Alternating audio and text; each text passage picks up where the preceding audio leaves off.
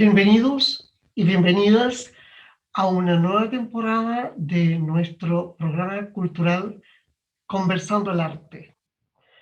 Durante la presente temporada, artistas nacionales como internacionales, emergentes y consagrados serán la tónica en nuestra conversación. Sumado a ello, diversos segmentos, sean estos producidos por nuestros panelistas o equipo creativo, o bien a través de colaboradores, eh, compondrán cápsulas temáticas referidas a la danza y el ballet, a la música, a la poesía, la dramaturgia, el teatro, el cine, la ópera y el canto, la cultura popular, el patrimonio. Todo ello será parte de los contenidos a entregar durante la temporada de este año. Les invito a permanecer en nuestra sintonía y así juntos viajar a través de este panorama cultural. Para dar inicio a nuestro programa, el Colegio Profesionales de Danza de Chile, ProDanza Chile, nos trae una reseña de lo que fue en su tiempo y es hoy día la primera compañía profesional chilena, creada allá en la década de los 40 a cargo del maestro Ernst Uthoff, el padre de la danza profesional chilena. El año 1945 se fundó el Ballet Nacional Chileno, primera compañía de danza profesional del país y la única que depende de una universidad, como parte del compromiso de la U de Chile tras la promulgación de la Ley 6696, que buscaba dar vida a una orquesta sinfónica, un coro y un cuerpo de baile. Durante sus 72 años de existencia, la compañía ha presentado más de 250 obras de coreógrafos de diferentes nacionalidades, algunas de gran complejidad y que han demandado un alto nivel a sus integrantes, como Carmina Burana, La Mesa Verde de Kurt Jooss, La Vindicación de la Primavera, primera obra de Patricio Bunster tras regresar del exilio, y París-Santiago junto a los Jaivas, siendo una de las obras más vistas. Al estar bajo la alera Universidad de Chile, nosotros tenemos 4 temporadas al año, tenemos coreógrafos chilenos y extranjeros que trabajan con nosotros, tenemos la posibilidad de hacer giras por todo el país y yo con los años que yo en el Ballet Nacional Chileno he recorrido el mundo representando al ballet y a la Universidad de Chile. Su primer director fue Ernst Uthoff, quien durante 26 años encabezó el elenco, periodo en el que obtuvo reconocimiento en nuestro país y al extranjero, manteniendo su sello en la danza contemporánea. El Banch ha sido cantera de grandes intérpretes, maestros y coreógrafos, destacando el paso de Patricio Bunster a la cabeza del mismo, junto a bailarines como Alfonso Unanue, Malucha Solari, Virginia Roncal y María Elena Aranguis, por mencionar solo algunos. Del Ballet Nacional Chileno han salido muchos maestros, intérpretes y coreógrafos que están trabajando en compañías independientes en este momento. Patricio Bunter fue el que, después de trabajar con nosotros cuando retornó a Chile, formó su compañía Espiral, la escuela de danza con John Turner, y de ahí sus alumnos, a su vez, siguen el legado. Junto a las habituales funciones que ofrece en la región metropolitana, la compañía realiza giras por el norte y sur del país, habiéndose presentado a lo largo de todo Chile. También ha visitado países como Argentina, Uruguay, Paraguay, Bolivia, Brasil, Perú, Costa Rica, México, Estados Unidos y Rumania, desarrollando una importante labor de difusión cultural hacia la ciudadanía, formando a través de sus funciones educativas al público del futuro.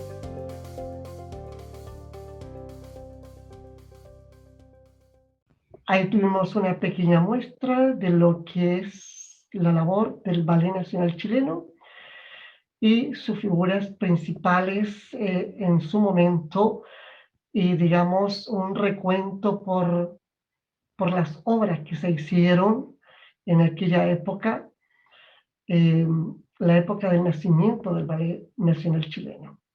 Ernst Uthoff, como les decía, es considerado el padre de la danza profesional chilena. A continuación, un clásico de nuestro programa. La escritora, poeta y panelista de este programa, señora Violeta Cáceres, nos comenta sucintamente el libro del escritor norteamericano Walter Tevis, Gambito de Dama. Y con ello queremos agradecer a Librerías Antártica, quienes nos proveen semanalmente de libros para que sean comentados y leídos por ustedes.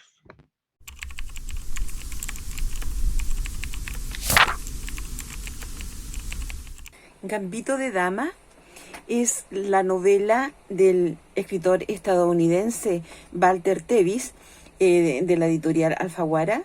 Tiene 311 páginas y está editado recién en el año 2020. El autor crea un personaje inolvidable, víctima de sus debilidades y salvada solamente por el genio que posee, en este caso, que es el jugar ajedrez. Esta novela ha sido alabada por los mejores ajedristas mundiales, ¿no es cierto?, por su fidelidad al juego, usando las mejores partidas de la historia en la trama y mostrando la miseria de un personaje, como ya dije, inolvidable, que pone en el tablero su vida entera. Entonces es un tributo a las mujeres inteligentes. La protagonista, Beth, posee valentía e inteligencia. Según el autor, Walter Tevis, antes muchas mujeres tenían que esconder su cerebro, esconder su inteligencia. Hoy ya eso no sucede, según este autor. Entonces ella era huérfana, era solitaria, politoxicómana, era competitiva, muy frágil y genial. Esta novela fue publicada en el año 1983.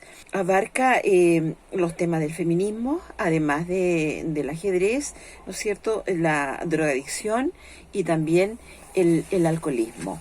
Se hizo una teleserie basada en este libro, ¿no es cierto?, Gambito de Dama, fue adaptada a la pantalla. Está entonces centrada en una joven, ¿no es cierto?, de un orfanato, que descubre su don increíble para jugar ajedrez. Y desde ahí inicia un camino con muchos altos y bajos, y a la vez que lucha con sus adicciones, en las que se inician con los tranquilizantes que allí le entregaban, ¿no es cierto?, a las chicas internas para que se calmaran. Esta chica ya a los 18 años se convierte en campeona nacional de ajedrez y va desarrollando entre todas las muchas estrategias que existen para jugar y ganar. Y el Gambito de Dama es uno de sus preferidos. Entonces, a la vez que ella va desarrollando un genio interno de las posibilidades y jugadas. Y en realidad, aunque uno no sepa bien jugar este juego y tenga solamente nociones del ajedrez, que es un juego tan antiguo, ¿no es cierto?, emociona ver los movimientos acá narrados. Este libro es muy conveniente para regalarlo a chicos y chicas que se interesen por el ajedrez, porque además de estar muy bien narrado, va instruyendo cómo son estas jugadas, que además han sido jugadas, ¿no es cierto?, conocidas, mundiales, con las cuales los genios del ajedrez del mundo han desarrollado. Por lo tanto, lo recomiendo totalmente.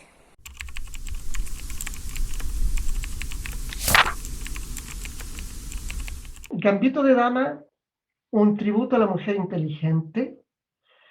A través de sus páginas el lector podrá encontrar temas como la drogadicción, el alcoholismo, el ajedrez, el feminismo. Una joven recluida en un orfanato descubre sus habilidades y fortalezas para realizar jugadas magistrales en el ajedrez.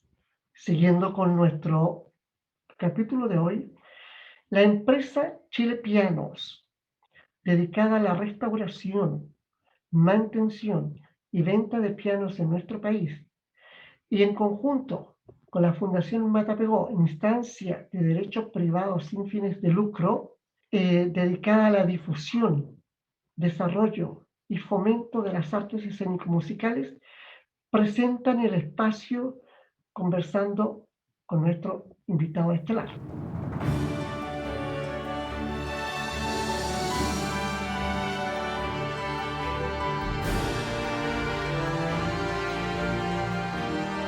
Y continuando con el programa, llegamos a nuestro punto central, a la conversación. Vamos a viajar un tiempo largo para descubrir al invitado, ¿verdad? Para que se muestre y nos muestre su arte. Pero antes, quiero que veamos este video. El mundo suena. Estos sonidos se producen por la vibración de un cuerpo y viajan en forma de ondas. Estas ondas se perciben en el oído y se procesan en el cerebro. La propagación de sonido es transporte de energía. Para producir y mantener un sonido se necesita de energía. La intensidad variará dependiendo de la cantidad de energía que se aplique. Si no hay energía, el sonido desaparece. ¿Pero a dónde se va? Una manera de entenderlo es que regresa al silencio. El silencio es la ausencia de esa energía, pero así como la oscuridad es más que la ausencia de luz, el silencio es más que la ausencia de sonido. Sin embargo, creo que uno de los silencios más sensuales e insinuantes lo escribió Debussy para poner en música el poema de un fauno absorto e intoxicado por la belleza de una ninfa.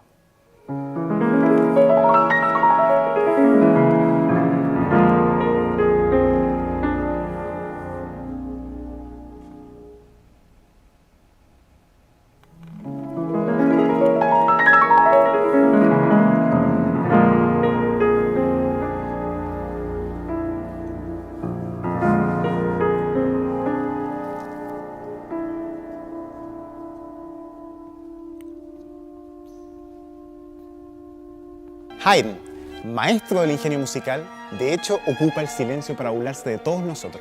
En este cuarteto, la broma es que no sabemos cómo anticipar cuál es el verdadero final. Estamos ahí sentados, escuchando, y la música termina.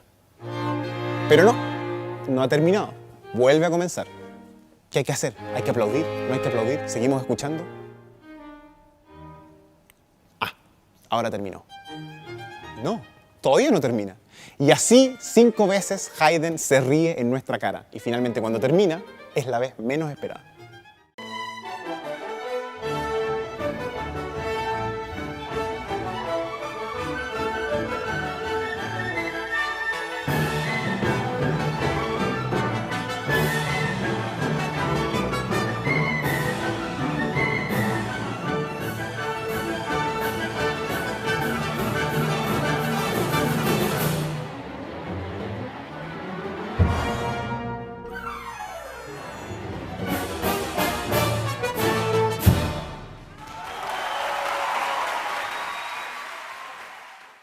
Bien, ahí teníamos, seguramente lo reconoció, a los 8 años, 4 notas fueron determinantes para su futuro.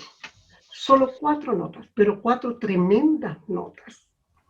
Sol, sol, sonido. A los 2013, a los 14 años, empieza a estudiar piano, motivado también por su abuelo, que era pianista. En 2013 él debuta en el Teatro Municipal de Santiago, que estaba programado para el Municipal, pero vino el incendio y se trasladó al Caupolicán y debutó, porque de ahí simplemente ya no paró y no paró más y no ha parado, aún en pandemia. Y el 2016 le llega una invitación de la Filarmónica de Los Ángeles por 2 meses, una pasantía. Pero esa pasantía se quedó y hoy día es el director asociado de la Filarmónica de Los Ángeles, Estados Unidos. Es director invitado especial de la Filarmónica de Santiago. Y bueno, habrá que esperar un tiempo para que sea director titular porque está en ese proceso. Paolo Bortolomeoli, encantado Gracias por aceptar nuestra invitación. Es un placer, es un honor para nosotros como programa tenerte y abrir esta temporada 2021 con este tremendo director de orquesta, músico, pianista, comunicador, maestro. Tiene una capacidad tremenda para enseñar que realmente cautiva. Buenas tardes. Hola, hola a todos. Muchas gracias por la introducción y feliz de estar acá para que conversemos. Gracias. Paolo, ¿qué significa? Bueno, a mí me impresiona realmente escuchar, y yo estudié mucho, te vi mucho en entrevistas, pero eso que sucedió, esa emoción que te provocaron estas notas y que tú decides en ese momento, y aparentemente eso lo has llevado porque eso determinó tu vida y es una gran pasión. O sea, ¿qué nos puedes contar de ello? Bueno, esa experiencia efectivamente fue una especie como de epifanía y súper inesperada. Ahora, cuando la he contado, la verdad es que trato de volver muy, muy fresco al recuerdo y es tal como lo narro en realidad, que tiene que ver no solamente con la ida al concierto, sino en gran medida con la preparación que hizo mi padre. Y yo creo que eso fue muy determinante en el sentido de generar expectativas que uno cuando se encuentra finalmente a esta cosa como esta promesa las ve hechas, tu atención es distinta. Mi papá me había invitado al living de su casa 5 días antes o 4 días antes a escuchar la quinta de Beethoven, anticipándome que eso lo íbamos a ir a escuchar al Teatro Municipal de Santiago. Y cuando escuchamos la grabación, efectivamente lo hicimos con una especie como de juego muy didáctico, donde él me explicaba la naturaleza de estas notas repetidas, del ta ta ta tan, cómo se van a repetir después, que la sinfonía se divide en partes grandes, que finalmente son los movimientos. Incluso me alcanzó a hablar de la naturaleza de una fuga, porque en el tercer movimiento hay un fugato, que es esta especie de composición contrapuntística donde hay un tema, y después ese tema lo van como sucediendo, repitiendo otras voces y se van como haciendo una capa superpuesta de repeticiones que obviamente no son literales, no es un canon, pero es una especie de canon más sofisticado. Y eso era muy entretenido, la verdad, como ir reconociendo estas cosas. Lo que sí, por supuesto, y eso también de alguna forma se proyecta a como hoy veo el arte yo, lo que sí yo no podía anticipar tenía que ver con la naturaleza misma del encuentro en vivo, de la colectividad, del público, del estar ahí en un teatro hermoso, viendo a la orquesta, la potencia que te transmite, la energía que se provoca, la comunicación que se produce entre esa partitura, los músicos en la escena, el director y nosotros como público. Entonces, eso también me cautivó mucho, la mezcla de ir a reconocer algo conocido, que es lo que había aprendido con mi papá, y por otra parte, como que dejarme llevar por la experiencia in situ y que quedara absolutamente conmovido por la suma de las partes, digamos, la sinfonía que ya me sonaba y la experiencia que no conocía, pero que me marcó. Y ahí cuando termina la obra, la quinta, y yo totalmente empapado en lágrimas, como que me pasó esa cosa de como de reconocer en mí emociones desconocidas hasta ese momento, cosas que no había sentido por nada. Y eran tan fuertes que, claro, después de ir a conocer al director de orquesta, que mi papá lo conocía, porque era no un amigo, pero un conocido de la familia, y el director también se emociona al verme emocionado, y al confesarme un poco esa frase que a mí me marcó mucho, que cuando me dice, bueno, por esto hacemos lo que hacemos, yo creo que instantáneamente por dentro yo dije, bueno, entonces esto es lo que yo también quiero hacer. Exacto, mira, qué increíble. Y te lo pregunté porque de repente, hechos puntuales pueden determinar la vida de una persona. ¿Cómo pueden marcarte a tal punto? Porque eso a ti te marcó y tú decidiste que eso querías hacer.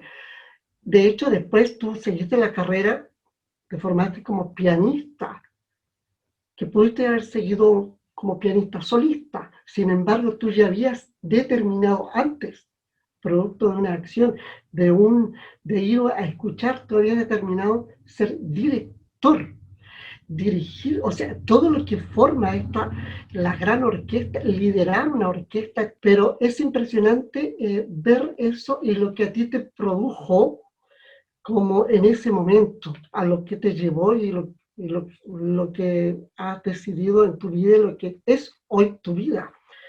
Eh, Tú hablas y me llama mucho la atención las palabras expectativa, y me gusta esa palabra, fíjate, porque te la escucho constantemente generar expectativas. ¿Qué es esto? Cuando vas a un concierto, tú te llenas de expectativas en realidad. Tú no vas a sentarte solamente y a escuchar, te produce, te genera expectativas y te cumple expectativas. Ahora, puede que de repente no salgas con ellas cumplidas, pero te genera mayormente expectativas. Y eso es, me gusta de tu postura como digamos, en tus enseñanzas que entregas a través, por ejemplo, del programa eh, Ponle Pausa, es cómo entregas la enseñanza, porque yo vengo de una generación mucho más antigua que tú, donde estudiar piano para mí significaba un año completo de no ver el piano, era pura teoría de solfeo rítmico y solfeo percutivo y leído. No se veía el piano, para nada. Y era tan como distante la enseñanza y los maestros tan como severos. Y yo te veo a ti y esa cosa tan amena, tan empática, que aún sabiendo, cautivas, captas. ¿Qué tanto más al neófito que no sabe, pero tiene esa capacidad? Por eso yo dije al principio, un gran comunicador, aparte de ser, bueno, el músico es comunicador igual, pero tienes esa empatía. Y eso realmente realmente se agradece porque es una forma distinta y de formar nuevas audiencias con ese sentido, esa perspectiva que tú le das, esa empatía. Vayamos un poco adelante, esto revisamos así. Hoy día estamos viviendo un momento difícil, muy difícil. Y tú fuiste uno de los primeros afectados con esto porque te cancelaron y te fueron cancelando, como pasó a todos, ¿no? Y te quedaste allí, sin orquesta, con la batuta en mano y de vuelta a Chile. Que bueno, ha sido bueno también por tu hijo, ¿no? Estar al lado de tu hijo, eso ha sido gratificante. Y también, bueno, que vamos a ver, te lanzó por ahí a, a la escritura, que eso lo vamos a ver con Violeta. Interesante, hay otra beta.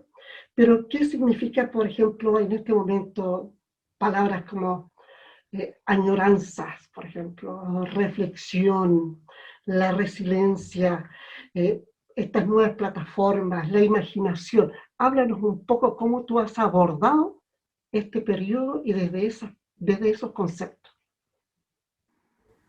Bueno, efectivamente, como tú dices, yo fui uno de los primeros afectados en el sentido de que a mí, de hecho, me cancelaron un concierto por coronavirus cuando ya el coronavirus ni siquiera se hablaba mucho, que era un concierto que tenía a finales de enero del 2019 en Hong Kong. Y en Hong Kong, efectivamente, nosotros íbamos a viajar con la producción de Teatro Cinema que hicimos para la Canción de la Tierra el año anterior en la Sinfónica, que es una producción que había sido encargada originalmente por la misma Orquesta Filarmónica de Los Ángeles, y íbamos a viajar a mostrarla a Hong Kong junto a la Filarmónica de Hong Kong. Y ahí a una semana de viajar se nos cancela todo y ahí como que de alguna manera empezó a materializarse en acciones esto de que el coronavirus efectivamente comenzaba a repercutir de forma sumamente, pucha, terrible para las artes escénicas, porque empezaron a cerrar los teatros, qué sé yo. Entonces, cuando llegó marzo, el famoso marzo, yo ya venía un poco con la psicosis, así de que era posible que ocurriera, por lo de Hong Kong. Y ya en Los Ángeles, yo estaba ensayando con Los Ángeles en la mañana misma de la tarde que me hicieron volver, porque les había llegado ¿cómo se dice? Las advertencias de que posiblemente se cerraban los aeropuertos, entonces que era inminente esto. Entonces viajo, llego acá el viernes en la noche, el sábado en la mañana yo tenía ensayo para un concierto el lunes en O sea, alcanzamos a ensayar el sábado, ensayamos el domingo, el lunes era el ensayo general, íbamos todos camino al ensayo general, ya vestidos de concierto, y se nos dice el concierto se cancela. Entonces era como que me iba persiguiendo, así, pisándome los talones. Y ya, bueno, después comienza la cuarentena y oficialmente se declara la pandemia. Y yo creo que como a todos nos pasó por etapas, o sea, al principio muy impactados, pero al mismo tiempo nadie pensó que iba a durar tanto. O sea, yo me acuerdo perfecto que yo tenía un concierto en mayo con la Filarmónica de Santiago, en la novena de Mahler, y ya el Teatro Municipal había decidido en marzo cancelar todo hasta como junio. Y yo reconozco que aún siendo parte de la familia del teatro, como principal director invitado, yo encontraba que estaban exagerando. Y decía, pero ¿cómo? Pero si falta tanto para mayo, ¿cómo cancelan este concierto? Imagínate. Entonces, como que yo creo que la esperanza estaba muy fresca en ese momento de que todo esto iba a ser un mal pasar y que iba a ser de alguna forma contenido muy rápido. De hecho, fue ahí cuando yo empecé, me acuerdo, los primeros meses del encierro, a hacer otro programa que se llamaba Contagia Cultura, que yo en Instagram hacía entrevistas a los actores culturales. Y claro, de alguna manera también como súper metido en lo que estaba ocurriendo en el momento, pero no como en la gran proporción, o sea, en el alcance mayor que iba a tener esto, que realmente iba a ser devastador. Después me puse a escribir el libro y ya dejé el Contagio Cultura y bueno, ya de repente ya estábamos qué sé yo, en agosto, y la cosa se veía terrorífica. Y a mí, claro, yo el 2020 lo tenía totalmente lleno de conciertos, muchas actividades importantes. En Estados Unidos iba a debutar con Filadelfia, con San Francisco, tenía que dirigir en el Colón de Buenos Aires, en Medellín, en Hong Kong, en Italia de nuevo, qué sé yo, muchos lugares súper atractivos. Y bueno, y al final se iban cancelando uno tras otro, uno tras otro. Entonces al final llegó un punto en que yo ya nunca más vi mi agenda, porque para qué me iba a deprimir. Seguía hablando con mi agente nomás, para ir viendo más o menos cuál era el siguiente más lejos. El siguiente más lejos que quedaba era el de Houston, que fue lo único que hice, que fue ahora hace poco. Que fue a finales de enero o a principios de febrero, no me acuerdo, de este año, del 2021. Pero antes de eso, todo, absolutamente todo cancelado. Entonces, lo que fue pasando fueron como mutaciones de los estados anímicos. Por una parte, como te digo, el impacto, después un poco el optimismo y la resiliencia en el sentido, bueno, aprovechemos este momento para hacer otras cosas, para reinventarse, para, para retomar proyectos que a lo mejor si no hubiesen sido por estas circunstancias no se habrían podido llevar a cabo. Después, por supuesto, que empezaron a ocurrir como sensaciones un poco menos positivas, en el sentido menos optimista, porque efectivamente me golpeó mucho, por ejemplo, ver la crisis que estaba viviendo el Metropolitan Opera House de Nueva York. No porque no me golpeen otras crisis, sino que porque es como un símbolo. O sea, es difícil llegar a imaginar Exacto, que exacto. ese teatro iba a tener problemas.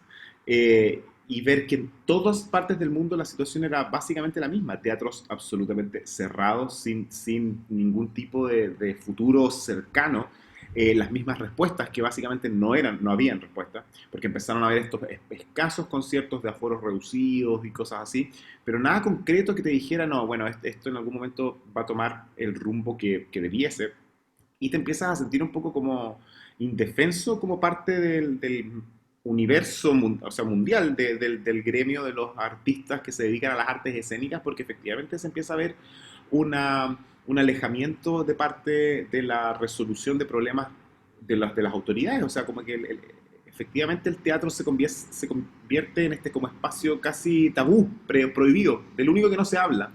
Se comienzan a hablar de retomar los vuelos, de abrir los restaurantes, por supuesto de los malls, el comercio, pero de teatro nadie habla cuándo se va a abrir un teatro. Entonces, claro, el sentimiento empezó a mutar en un poco de pesimismo. Y hoy en día yo te diría que es más una preocupación desde un punto de vista como es tanto el tiempo que pasó, porque un año y tanto no es poco, es bastante, que esto ya dejó de ser una especie como de mal recuerdo, sino que se convirtió en una especie como de herida, que hay que encontrar la forma de sanar con a lo mejor replanteamientos, con efectivamente aceptar que el mundo sí cambió, en encontrar a la tecnología un aliado, pero al mismo tiempo que no se convierta en un enemigo, porque también a mí me pasa mucho pensar eso. Me pasa que siento que la tecnología en cuarentena fue fantástica, nos llenó de oportunidades, nos acercó muchísimo a todas estas plataformas de streaming, cuántas cosas se dieron, cuánta gente vio cosas que nunca había visto. De hecho, para solo volver al tema del Teatro Municipal de Santiago, se sabe que el delivery del municipal tuvo un impacto súper positivo en gente que nunca se había acercado al mundo del teatro municipal. Entonces, en ese sentido, claro, por supuesto que la tecnología fue súper buena. Y el acceso a películas y series qué sé yo, libros, museos online, música. Pero, por otra parte, justamente yo al tener un hijo de 6 años, permanentemente estoy como observándolo a él como una especie de vara de medición de las nuevas generaciones, porque está la naturalidad que existe para él, el manejo de la tecnología, pero al mismo tiempo todo lo paradigmático que resulta la tecnología desde un punto de vista de consumo de información. Es decir, el que tu cerebro, el cerebro de un niño, se está como acomodando o estructurando en la base de no tener mucha paciencia, de sí tener a la mano la posibilidad de cambiar, de sí, o sea, de no tener esa cosa de la expectativa, justamente, por ejemplo, el que todos nosotros hayamos crecido viendo qué sé yo, una serie que se acababa el capítulo y hay que esperar una semana, y después de que se acababa una temporada y hay que esperar 4 meses. En cambio ahora no, en Netflix te dan la serie completa, entonces están recableando de una forma muy distinta a las nuevas generaciones. Entonces mi pregunta a veces, sin ánimo de ser cataclísmica, pero realista, es como ya, y a ese niño, cuando tenga 16 años, ¿yo cómo lo voy a llevar a escuchar una sinfonía que dura 1 hora y media, donde no tiene posibilidad de cambiar la sinfonía, donde no tiene posibilidad de tuitear lo que está pasando, no tiene posibilidad de tener como contacto de redes sociales fluido con la experiencia, cuando ellos están sumamente acostumbrados? Y no podría decirles que están mal acostumbrados. A mí no me gusta, pero es el mundo que los está como de alguna forma acostumbrando a otro consumo.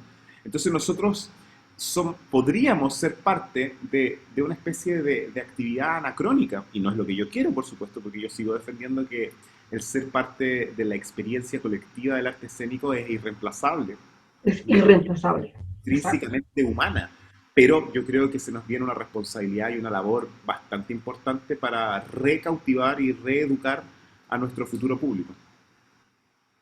Sí, realmente es bien compleja porque como tú dices, y es cierto que las plataformas ayudan, hubo una tremenda apertura, sucedió algo inesperado con la captación de públicos, nuevos públicos, pero no es finalmente la fórmula que nosotros deseamos de comunicación, porque el arte se hace allí en presencia. Es necesario ese flujo, esa conversación en vivo en que tú propones y yo recepciono. Eso es tremendamente necesario y allí tenemos ciertos temores porque no sabemos, porque es cierto, está cambiando y está cambiando a una velocidad increíble que vamos a ir quedando, nos va a costar, no así a las nuevas generaciones, porque han nacido con esto. Para ellos es normal, es natural, pero eso también les resta muchas otras cosas. Como tú dices, por ejemplo, formar nuevos músicos que requiere tantos años de estudio. ¿Irán a tener la paciencia? ¿Irán a estar allí sometidos entre comillas, al estudio? Es muy difícil. Es algo que sigue siendo, todo este tiempo, nos tiene en una incógnita tremenda. Pero bien, no queremos seguirnos deprimiendo, vamos a hacer un cambio brusco. Voy a darle a Violeta Cáceres, que ella tiene algunas preguntas para ti. Paolo, es un gusto saludarle y tenerle en nuestro programa, porque yo estoy muy intrigada y muy expectante por esta beta de escritor. Entonces, debo confesarme que no pude acceder al libro. Es una deuda pendiente, porque sí lo voy a leer y lo vamos a comentar. Entonces me voy a adelantar con algunas preguntas para cuando llegue el momento de comentarlo. Por esto de la pandemia, las librerías cerradas. me llama la atención este libro. Primero, bueno, el nombre, que podría comentarnos de qué se trata esto, rubato, que es un término musical, me da la impresión. Pero yo preguntaría, ¿qué debería esperar el lector al leer este libro? Porque es un libro de música, es un libro de música clásica, eh, es un libro donde está el erotismo incluido, el erotismo versus música, erotismo versus escritura. Entonces yo estoy muy intrigada porque quiero ya leerlo. Entonces me gustaría que nos comentara sobre eso. La palabra rubato efectivamente es una sacada de la terminología musical. Es un término que utilizamos los músicos para referirnos a un recurso expresivo que tiene que ver con ralentizar sonidos para destacarlos y después devolverle el tiempo a la música en el sentido de que hay como una especie como de vuelta al tempo.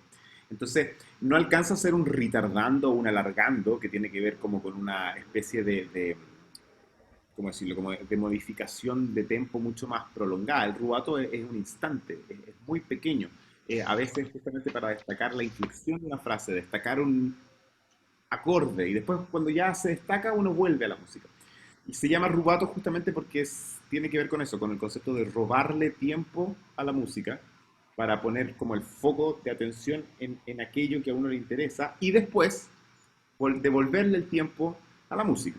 Entonces, poéticamente a mí me pareció sumamente bonito por el tenor del libro. El libro sí, es un libro sobre música, pero no es un libro de música, en el sentido de que no es un libro que esté escrito en ningún caso, ni bajo ningún tipo de enfoque, con una especie de, ¿cómo decirlo?, como de intención ilustrativa, académica. De hecho, todo lo contrario. Lo que menos quiero en todo el libro es que se transforme en eso. Si bien, obviamente, está plagado de un sinnúmero de citas y anécdotas biográficas y análisis de obras, pero finalmente el relato total del libro se desenvuelve más en torno a una carta que yo le escribo a mi hijo pequeño, de 6 años, justamente con la premisa de que yo le estoy respondiendo a él una pregunta que yo imagino que algún día me podría llegar a hacer, que es que ¿por qué yo hago algo tan extraño? ¿Por qué he dedicado mi vida a algo tan atípico? ¿Y por qué siempre estoy tan enamorado de la música?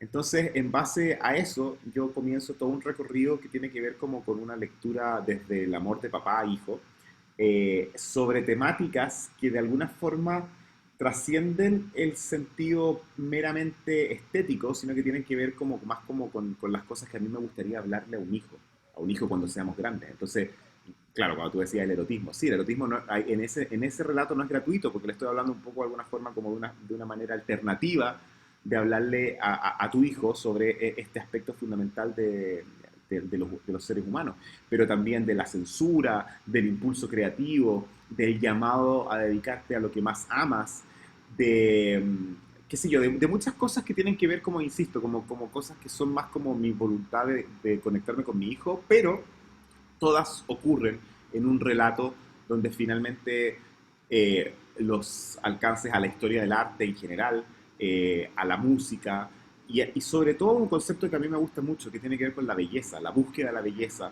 ¿Qué es la belleza? Me regalaron a mí un vehículo narrativo súper fluido, que además está respaldado por otro concepto que es esencial en el libro, que tiene que ver con un playlist. Yo armo un playlist que le regalo a mi hijo, que es un playlist de obras que en lo particular a mí me han hecho mucho sentido a lo largo de toda mi vida. No necesariamente todas esas obras han sido obras fundamentales en la historia de la música, por eso es que no tiene ese enfoque, no es una cosa académica. Hay muchas de esas obras que sí, que son como piedras angulares. Está la consagración de la primavera de Stravinsky, está la erótica de Beethoven, qué sé yo. O sea, hay obras que son como universalmente reconocidas como obras muy importantes. Pero siempre tienen, para mí tienen que ver como con aspectos más personales, que son obras que a mí me hicieron mucho sentido y a mí me regalaron una forma de ver el mundo a través de un prisma más particular que tiene que ver como con eso, con la belleza, con la estética, con el aprecio de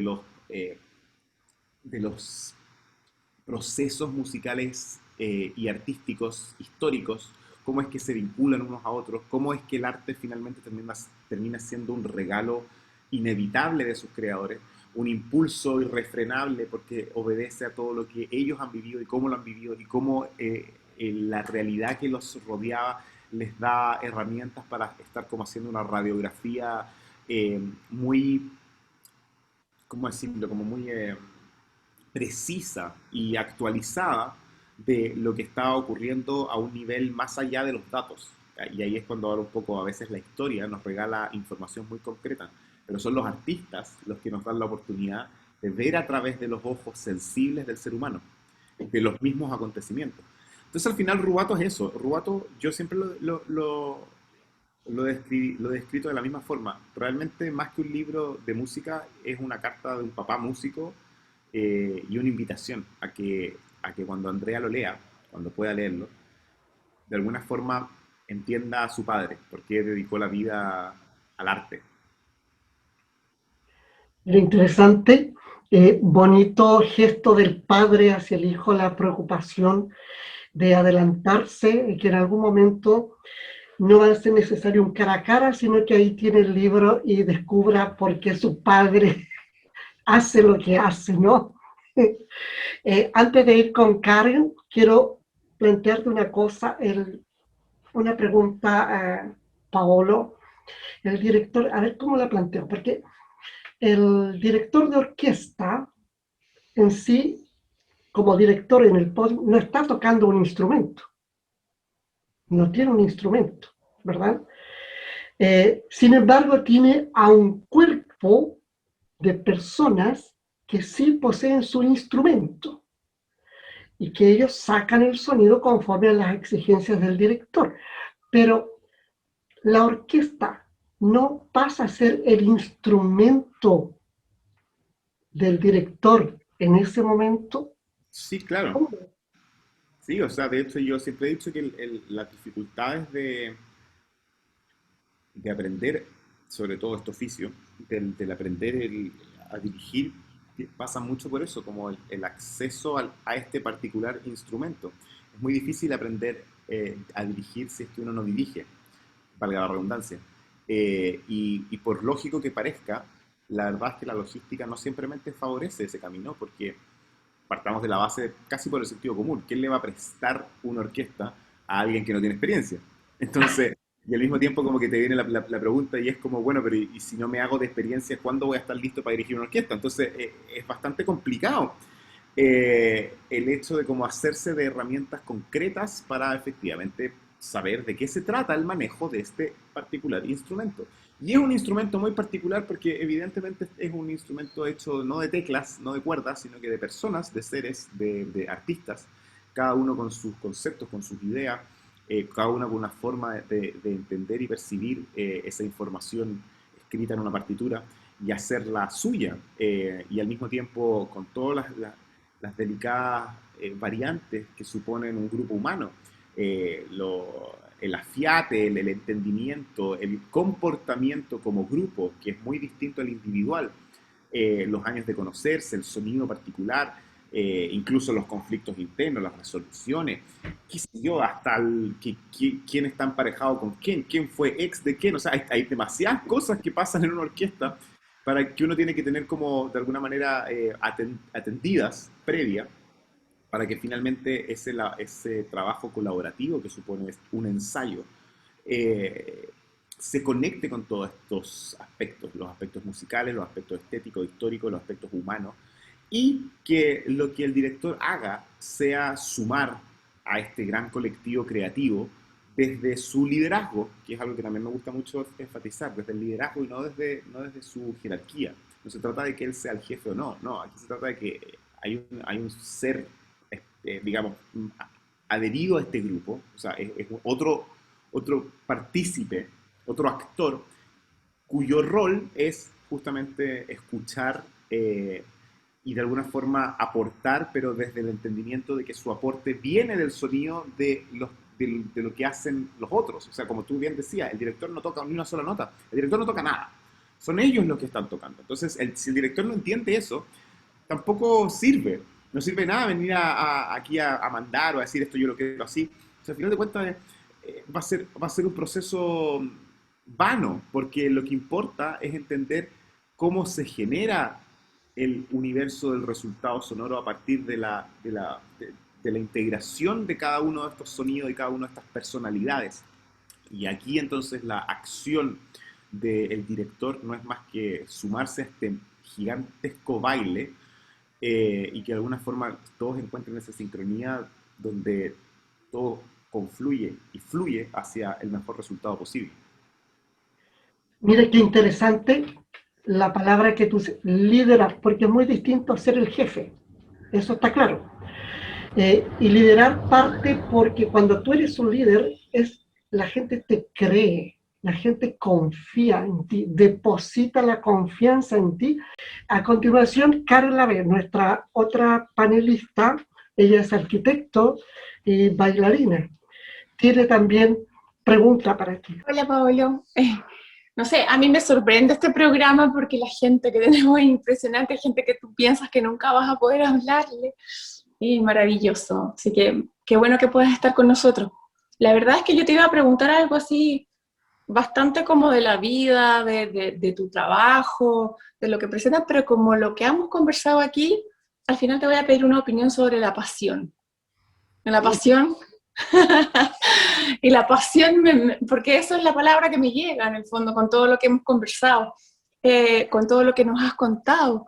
Creo, y justamente también tiene que ver con el mundo actual, con esta cosa de la pantalla, con que las artes escénicas no estemos presentes, como que se ha perdido un poco esta pasión. Nosotros fuimos capaces de la pasión de los compositores que tenían en el siglo XVII, siglo XVIII, componer con esa pasión que compusieron, porque uno cuando ve o escucha la música es increíble todo lo que tiene.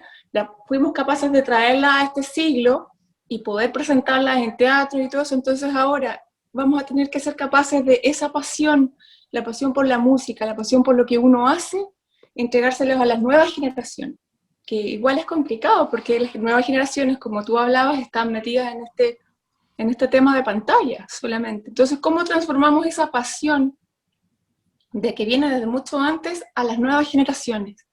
Y también cómo transmitirla a los niños. Y la pasión también por lo que uno hace, que es lo que tú también estás hablando, por seguir en la vida el camino que te llega, pero que te llega por un mensaje prácticamente, que es como lo viste tú, te llega y saber y tener la certeza de que por ahí va el camino, da lo mismo lo que sea. Si solamente tú lo tomas, te das cuenta que después se te abren todas las posibilidades.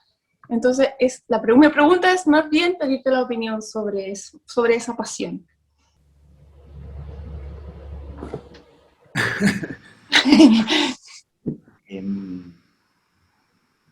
Mira, en el libro al principio, de hecho, describo la pasión como esa especie de energía inevitable que surge y que te mueve. Pero también es curioso porque cuando entro en el capítulo del erotismo, que es el capítulo número 3, algo así, también me voy por ese lado del tema como que uno tiene muy asociado la palabra pasión a la cosa como corpórea, como la cosa carnal.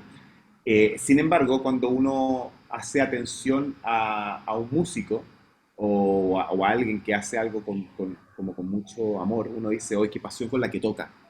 Y no necesariamente uno hace el juego de conectar el uno con el otro, como que de alguna forma uno dice qué pasión con la que toca al hacer sentido o eco a este concepto de que hay algo que te mueve y que te hace ser como vehemente y como entregarte y como de alguna forma como seguir el llamado. Y por otra parte, cuando uno habla de pasión como netamente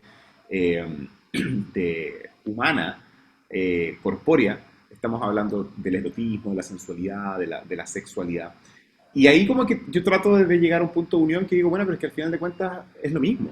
O sea, incluso el concepto religioso de la pasión, incluso el concepto del sentir y el sufrir de la palabra que viene etimológicamente del latín y qué sé yo, de una u otra manera estamos hablando exactamente de lo mismo, que tiene que ver como con una energía que te mueve hacia adelante y que te hace sentir y expresarte de formas distintas, pero, o sea, similares, si bien pueden ser distintos las motivaciones. Cuando tú me decías, yo coincido plenamente con eso, no importa tanto qué es lo que te mueve, sino que lo importante es que algo te mueva. O sea, encontrar ese qué. Y eso ahí es donde yo veo que el tema de la pasión, y ahí me gusta mucho pensarlo así, al final de cuentas es la misma energía, incluso la energía erótica o la energía de devoción por hacer y dedicar nuestra vida a algo que nos mueve, es básicamente el mismo impulso, porque el arte y el amor y la sexualidad y todo es todo intrínsecamente humano. No son sentimientos, emociones o conceptos que nos trajo un marciano, sino que son nuestros. Entonces nosotros encontramos esa manera de hacerlos efecto. Y en ese sentido, entonces creo que al final de cuentas la pasión sí tiene que ver como con un comportamiento sumamente, ¿cómo decirlo? Como del cuerpo mismo. O sea, una de las cosas que a mí me pasa con el tema de las pantallas es que yo creo que las pantallas adormecen, no tanto porque el contenido no te pueda apasionar, uno efectivamente puede ver una película y llorar y que te lata el corazón, y efectivamente la manifestación estética del producto, del cine o de la serie, está tan bien hecha que apela a tu yo más corpóreo también. Pero el tema de alejarnos un poco de esa noción de colectividad en cuanto al recurso de la tecnología, a mí me asusta porque justamente lo que puede provocar es una enajenación en nosotros en cuanto a perderle el sentido a lo sanguíneo de la pasión, a lo sanguíneo de la pasión en el amplio sentido de la palabra. Para mí, por ejemplo, el hecho de ir a ver una obra en vivo, no se trata solo de los sonidos o de la obra de teatro o de los bailarines, sino que se trata del sentirme parte de un grupo humano, del sentir esa necesidad de tribu, de estar alrededor de una fogata encendida, siendo la fogata el escenario, y nosotros estando ahí, observándola, absolutamente hipnotizados por el poder que tiene eso, y el entrar en esa especie como de movimiento grupal, y de ahí, bueno, que brotaran los cantos y la percusión, y en este caso a lo mejor lo que brota es el silencio atento, pero también es cómplice en el sentido de que todos sabemos que estamos haciendo parte de un momento único, porque es único e irrepetible, es ese momento de aquí y el ahora. Entonces, la pasión al final es todo, es como la forma en que nosotros nos comunicamos también, es la forma en que le damos importancia y en que le damos un sentido físico a todo lo que nos puede llegar. Yo creo que, no lo puedo comprobar, pero yo creo que todos nosotros, los seres humanos, tenemos una afinidad con un algo. De hecho, yo he llegado a pensar de que todos tenemos un talento para algo. El problema está en que a lo mejor se nos pasó la vida sin darnos cuenta para qué era. Y no nos cruzamos con ese qué era lo mío.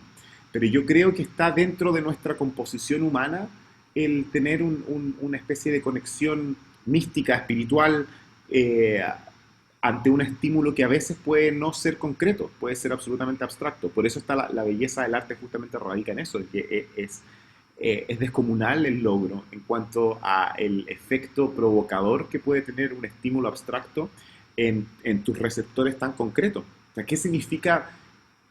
Para mí todavía me parece un milagro hermoso el que nosotros podamos llorar por una agrupación de sonidos verticales u horizontales, porque al final es eso, es un comportamiento acústico de señales, y la forma en que están organizadas de alguna manera nos hace tanto sentido que nos hace llorar. Eso es pasión también, o sea, la pasión es como ¿cómo decirlo? Es como el sentido sublime de algo concreto, o sea, el cómo se comporta el flujo sanguíneo, por decirte, pero desde un punto de vista espiritual, eso al final es la pasión, es a qué velocidad se mueve. Y en ese sentido yo creo que es necesario, es indispensable, es intrínsecamente humano, está en todas partes, Y yo creo que es nuestra labor siempre intentar no alejarnos de él y sobre todo no alejar a los que vienen de eso, porque vivir sin pasión sí que no tiene ningún sentido. Quiero ver al director de orquesta, porque el director está frente a un cuerpo de músicos que tienen sus instrumentos, que podríamos decir son pequeños muebles, ¿no? Que emiten sonidos bellos, pero en el fondo es eso. Pero ¿qué pasa con este otro gran instrumento que ya no es un mueble, sino es el instrumento está dentro de la persona, es un ser humano, y que de repente esos seres humanos son como bien complejos, porque hay que lidiar, sobre todo aquellas que transitan en el rango de las notas más agudas, son más feroces. ¿Qué pasa? ¿Cómo es tu relación, el director, cómo ve este instrumento? Tú estás hablando de la voz. De la voz, sí. Yo creo que la relación que uno tiene con la voz debiese ser la más natural del mundo, si finalmente todos tenemos voz, por más evidente que resulte. El único instrumento al que nosotros tenemos acceso sin tener que tener nada que no sea propio de nuestro propio cuerpo es la voz. La música nace así, nace antes de que a nadie se le ocurriera una cuerda frotada o qué sé yo, una tecla percutida, o sea, cuerdas percutidas. Lo que había era voz. Entonces, yo creo que el encuentro con la voz siempre parte de esa premisa, de no olvidarlo. Y de alguna manera también de asociarlo a cada uno de los diálogos que uno tiene con la música permanentemente. La música siempre, de alguna u otra forma, está apelando a principios estrictamente vocales. La respiración, la articulación, el fraseo, son todas palabras que parten de la voz. Cuando uno le pide respirar a un cuarteto de cuerda, imagínate lo absurdo que podría parecer eso, si es que lo piensas así como en frío. ¿Qué significa que un instrumento de cuerda respire? ¿Qué es eso? Entonces, claro, lo que estás haciendo es como una metáfora, pero al mismo tiempo una metáfora sumamente precisa de lo que tú quieres, porque la música se comporta básicamente de esas dos formas. Se comporta de una forma melódica desde un punto de vista de la voz, también de una forma de vista rítmica, que también es parte de nuestra naturaleza propia del ser humano. El ritmo brota en el corazón, exactamente. Nosotros nacemos con un ritmo. El ritmo del corazón es la manifestación propia de la vida. Y después cuando empezamos a caminar está el tema de los pasos, 1, 2, 1, 2. Entonces, ritmo y voz son cosas que la naturaleza nos regaló. Y bueno, podemos ir un poco más allá e incluso encontrar que la armonía también es un concepto que la naturaleza nos regaló por el tema de los armónicos, pero bueno, no vamos a entrar en ese tema un poco más académico, pero de alguna forma lo que quiero decir es que la música per se ya venía, estaba ahí. No la inventamos, simplemente la descubrimos, la hicimos parte artística de nuestro comportamiento cotidiano. ¿Cómo se dice? No demoró tanto en que así fuese. O sea, los primeros cantos están desde los orígenes mismos, las tribus, la cosa ceremonial, el sabio, qué sé yo, todo siempre estuvo ahí. Entonces, para volver a tu pregunta, yo creo que enfrentarse con la voz es enfrentarse con la naturaleza misma de la música, y eso es muy bonito. Y aún así, desde la sofisticación que puede ser un beat alemán o un rol en una ópera francesa,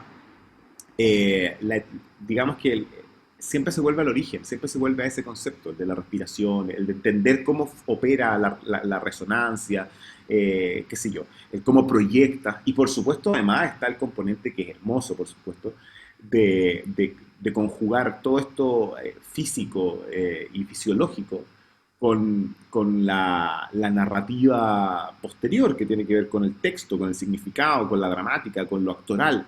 Entonces la conjunción de todo eso hace que efectivamente la voz se transforme en un vehículo de comunicación casi sin igual.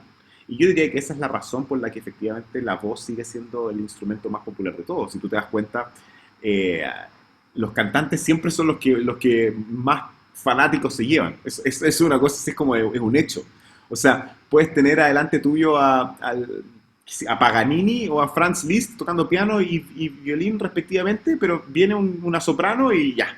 se los come con zapatos, y yo creo que tiene que ver con eso, tiene que ver con que nosotros como público nos sentimos sumamente identificados con eso. Hacemos una proyección muy inmediata de aquel cantante que está adelante, por una parte, siendo un personaje al que nosotros podemos asociarnos, porque aunque nosotros no seamos ni Violeta, ni Mimi, ni Turandot, podemos entender sus pasiones, sus deseos, sus frustraciones. Y por otra parte, el hecho de que lo que ella está haciendo con el instrumento que nosotros llevamos dentro, lo entendemos la magnitud del desafío, el rango de contrastes en cuanto a su proyección emotiva. O sea, podemos entender que lo que esa persona está haciendo requiere mucho esfuerzo y es como digno de admiración. No así un pianista. No necesariamente podemos entender cuántas horas está estudiando un pianista para sacar un pasaje, porque el piano no es parte de nuestro ser, en cambio la voz sí. Entonces yo creo que por ahí parte todo. Y la relación entonces tanto del público, de la audiencia, como con el músico que colabora con un cantante, es muy natural. La voz, el instrumento humano, quizás es el más perfecto, está en ti, no está fuera de ti, porque todo el resto de los instrumentos, todos están fuera de ti, todos. El instrumento, la voz, eres tú, está dentro de ti. Y esa maravilla de lograr hacer esas notas, esas alturas, la agilidad, el fraseo, el emocionar a través no solo del texto. Paolo, vamos ya terminando nuestro programa, que muchas otras cosas me habría gustado, pero tenemos que terminar. Agradezco profundamente que hayas tomado el tiempo de darnos esta entrevista, conversación para nuestro programa, el cual, como te dije, para nosotros es verdaderamente un honor haberte tenido acá, y te agradecemos infinitamente el que nos hayas acompañado. Muchas gracias. Muchas gracias a ustedes por la invitación, muchas gracias también Violeta y Karen por sus preguntas. Espero que encuentren el libro y lo lean y me lo comenten. Voy a estar atento. Y muchas gracias por la invitación al programa. Ahí tuvimos a Paolo Bortolemeoli, nuestro invitado estelar, quien inauguró la temporada de este año 2021 de Conversando el Arte. Un pianista, un gran comunicador y un fantástico director de orquesta con una proyección enorme. Es el director de orquesta nacional con mayor proyección internacional en estos momentos. Las artes visuales igualmente estarán en nuestros contenidos. A fin de difundir el patrimonio pictórico de la Pinacoteca de la UDEC, Sandra Santander Montero, escultora y curadora de la misma Pinacoteca, nos trae el siguiente Chile, fragmentos para una imagen.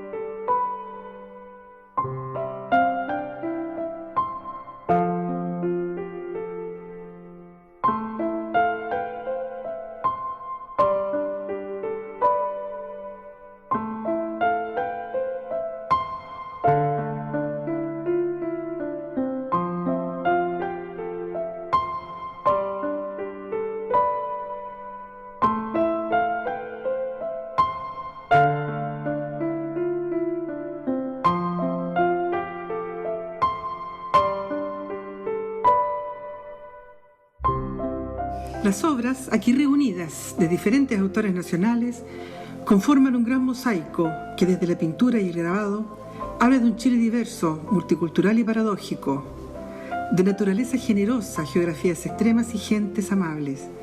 Es la imagen obra alterada en su individualidad para constituirse aquí en un conjunto, en un escenario donde lo nacional se va configurando a partir de paisajes, personajes o escenas cotidianas. Temas pictóricos que a lo largo de nuestra breve historia artística han ido aportando información y testimonio sobre algunos de nuestros rasgos identitarios. Esta selección es un registro que a ratos puede ser complaciente, pero también es comprometido, imaginativo o revelador. La definición de nuestra identidad cultural ha sido preocupación permanente. Aquello que nos caracteriza como pueblo latino y mestizo no es fácil de condensar en un concepto. Mientras tanto, los invitamos a reflexionar con algunas claves que las artes visuales aportan en esta compleja tarea.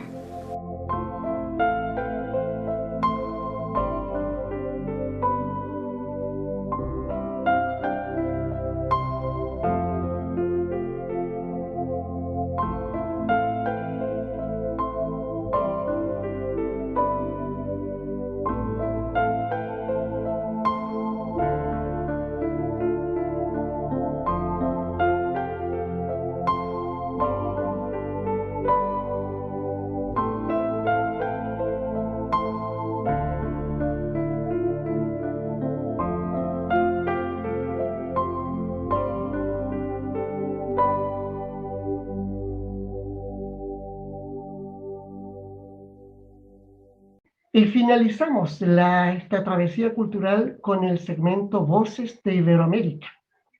El poeta patagón Nicolás Barría González, desde la Esquina Rosada, un conocido espacio donde se refugian las artes locales penquistas, nos comparte su trabajo Artesanía del Verbo, vida y obra de Gabriela Mistral.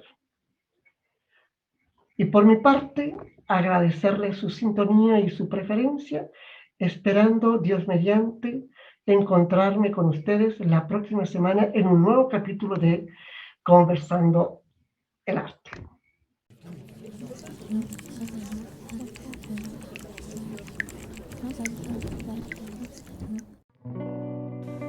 Hola amigas y amigos de la esquina, bienvenidos a Artesanía del Verbo, un programa de poesía donde nos dedicaremos a recorrer la vida y obra de importantes poetas de nuestro país.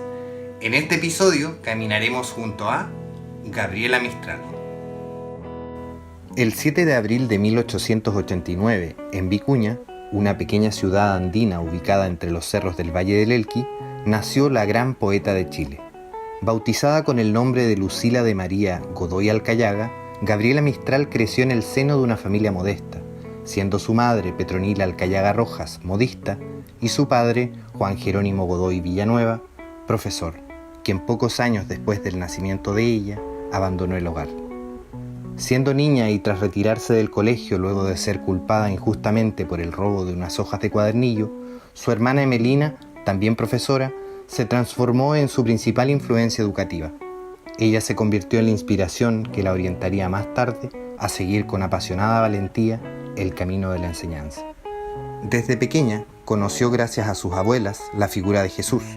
Conmovida profundamente con su vida, obra y palabra, Gabriela Mistral cultivó un misticismo cristiano de orientación naturalista que la volcó hacia el encuentro con el prójimo y con la naturaleza. Inició a los 15 años su experiencia docente, trabajando como ayudante en la escuela de la Compañía Baja y logrando en 1908 convertirse en maestra de la localidad de La Cantera. Unida a su vocación pedagógica, Gabriela Mistral maduró su pasión por los versos, publicando sus primeros textos en medios regionales como El Coquimbo de La Serena y La Voz del Elqui. Lamentablemente, su ingreso a la Escuela Normal de Preceptoras de La Serena no pudo concretarse debido al rechazo que producían sus poemas entre los grupos conservadores locales. Es por ello que en 1910 Gabriela Mistral se traslada a trabajar a Santiago en la Escuela de Barranca, aprobando los exámenes especiales de la Escuela Normal de Preceptores. Su camino como profesora la llevó a recorrer el país y trabajar como maestra en ciudades tan alejadas como Antofagasta, Traiguén, Temuco y Punta Arenas.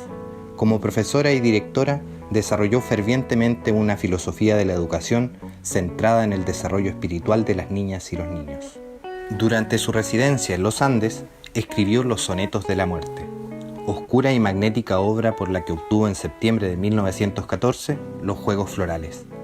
En junio de 1922 viaja a México invitada por el ministro de Educación, el también poeta José Vasconcelos, con el fin de colaborar en la reforma educacional y la creación de bibliotecas populares.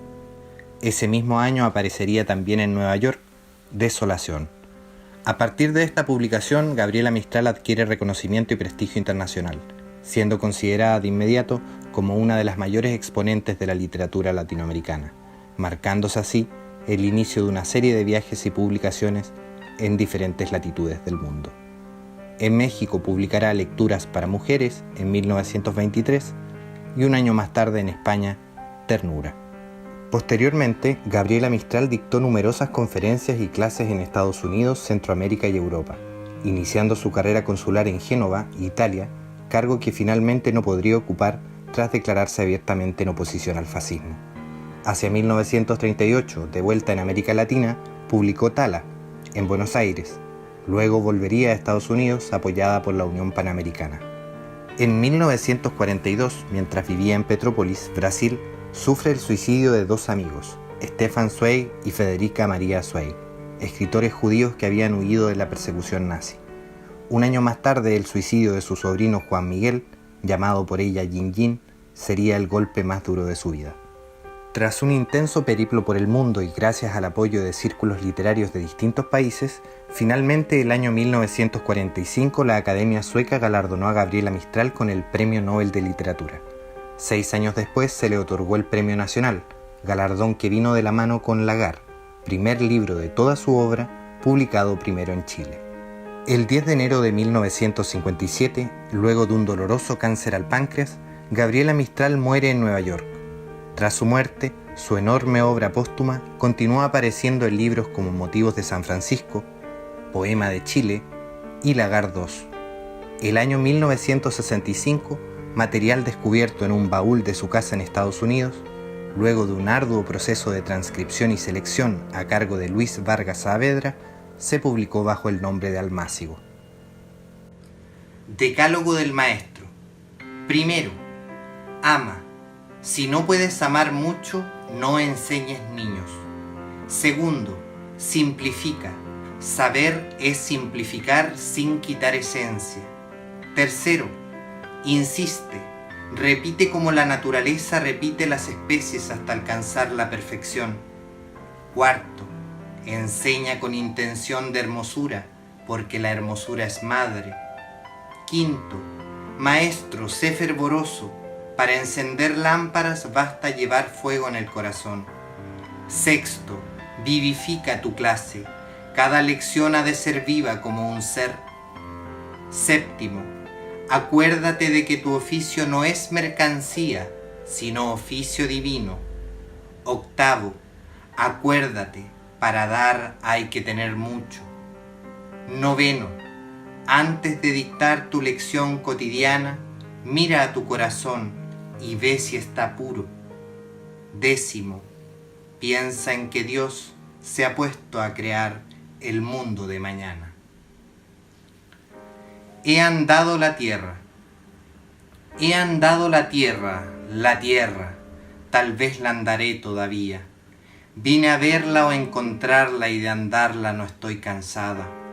Tenía que palparla toda con las raíces de mis pies y los brotes de mis hombros que mandaron caminarla.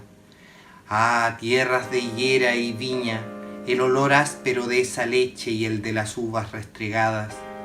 En mi alma hay leche de mi madre, entre mis dedos gotean leches de higueras. Una higuera me cubre siempre, matriarca y encenizada.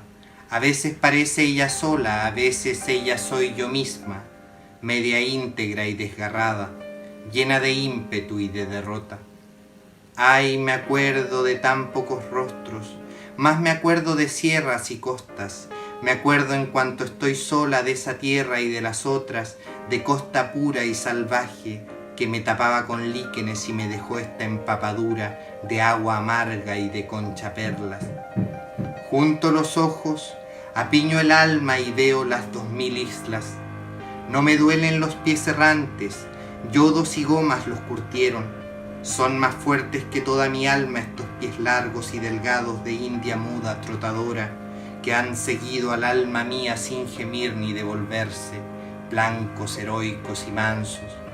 Les dejo mis pies a los niños, que les cuenten mis viajes, Cuenten todo lo que saben y los hagan dormir con sueños. No pasé río sin bendecirlo y no lo pasé por los vados. Tomada el agua de mis dedos se me hizo aliada, me miró y nunca más quiso ahogarme. Todos los ríos no saben lo mismo, el más helado es el más santo, y el que no me echó su espuma me dejó el gesto más turbado. El cielo será como un río, pasará por mí eternamente, me lavará siglos y siglos. No te he olvidado, hombre de barca, que pasabas a todas las gentes y al que pagaban con fruto, con tabaco o brazada de cañas. Me besaste al ponerme en la barca y mi padre te sonreía, hombros duros, habla perdida, la barca luciendo de peces y él callado como Jesucristo. ¿Qué me dirías solo mirándome que yo todavía te veo y que aún navego en tu barco? Lleguemos al fin, lleguemos, que si esto es morir, blanda es la muerte.